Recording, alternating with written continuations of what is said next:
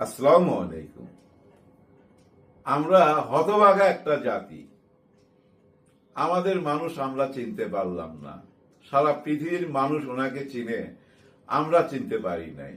আমাদেরকে চিনতে দেওয়া হয় নাই। আমাদের সামনে ওনাকে তুলে ধরা হয়েছিল একজন ঘুষখোর হিসাবে। কত ভাগ্য খারাপ আমাদের।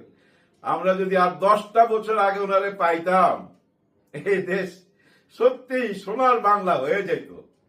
উনার সম্বন্ধে না মোদিজির ধারণা আছে, না শেখ হাসিনার ধারণা আছে। কোন ধারণাই ছিল না। ধারণা ছিল না বলেই তো টুস কইরা ডুবাই দিতে চায়, টুস কইরা উঠাইতে চায়।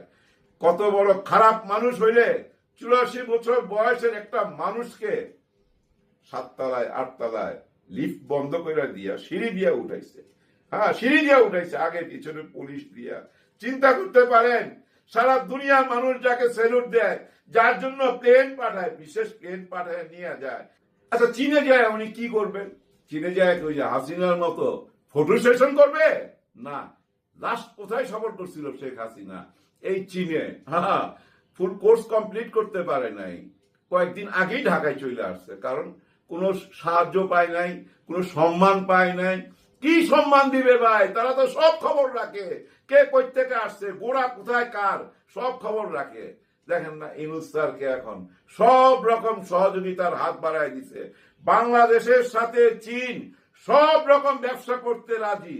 দেখেন, চীন 2028 সাল পর্যন্ত, মানে এখন 2025, 26, 27, 28, আগামী 4 বছর যেসব পণ্য পাঠাবে এগুলার কোনো শুল্ক নিবে না, মানে ট্যাক্স ফ্রি করে দিছে।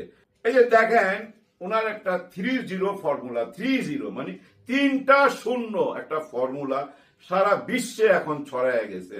এবার যে অলিম্পিক হয়েছিল, এই 30 ফর্মুলাকে সামনে রাখা হয়েছে। আবার অলিম্পিকের ঘোষণা দিছে 100 বছর পর ফ্রান্সে যে অলিম্পিক হবে সেখানে এই 30 বাস্তবায়ন হয়ে যাবে। বর্তমানেও বাস্তবায়ন হচ্ছে সারা পৃথিবীতে। এই 30 কি জানেন? 3টা শূন্য মানে আপনার চাকরি নাই, আপনি বেকার।